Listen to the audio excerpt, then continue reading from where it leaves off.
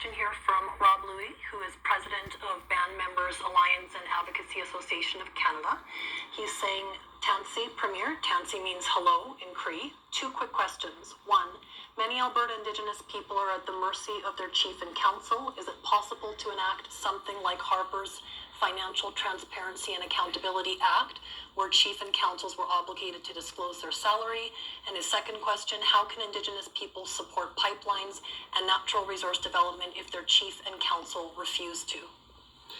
Thank you, Rob. So let me just first of all say, no, I don't think we have the legal authority to require reporting from First Nations who, First Nations band councils are created. The legal framework for them is under the Federal Indian Act, which I think is a terrible law, but that's where the authority exists with the federal parliament. And as you know, Prime Minister Harper's government sought, and I voted for the law, it was all about just accountability. It was about transparency. It was about ensuring the same level of transparency for First Nations governments that provincial, municipal, and the federal government have in terms of publishing sunshine lists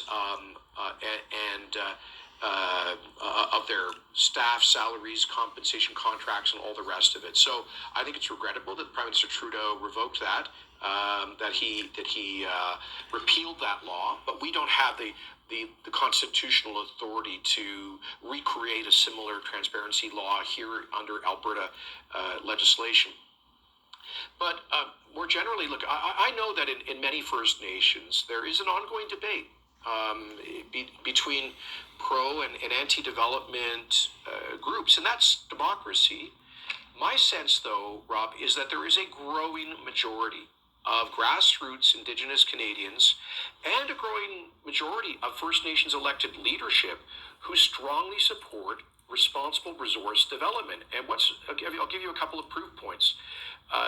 In June of last year, just 2 months after our election, I invited all of the First Nations chiefs in Alberta to meet with our cabinet to talk about these issues. And I think we had 48 chiefs in the room, and I think 46 or 47 of them were enthusiastic supporters of responsible resource development. Of course, understanding the unique and important Indigenous connection to the land, the importance of environmental protection.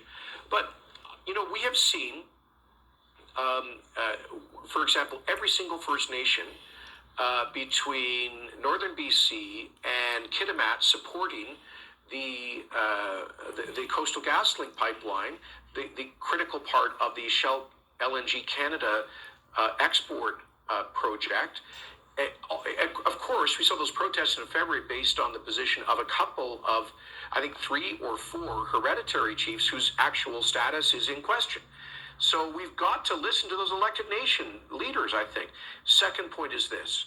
By the way, Supreme Court of Canada validated that 121 of 128 interested First Nations communities along the Trans Mountain Pipeline expansion route support that project or do not oppose it, and that I think only 6 now are opposed to it. Finally, this is why we created the Indigenous Opportunities Corporation, supported by $1 billion of the faith and credit of the Alberta Crown to facilitate First Nations co-ownership of and financial participation in major resource projects. Our Indigenous Affairs Minister, Rick Wilson's been doing a great job on that. He and I announced our first project that we are supporting through it, which is, I think, a $90 million equity share in a new natural gas, $1.5 billion natural gas cogen electricity generation plant near Edson. And that is a $90 million share co-owned by 5 Alberta First Nations. So I think that's the answer to your question, Rob. Our government should not seek to interfere in the local democratic decision-making of individual First Nations. But we need to demonstrate to both grassroots Indigenous folks and elected leadership in their communities that they can have a real economic and financial stake in these projects to help move their people from poverty to prosperity. So, Premier, we've got time for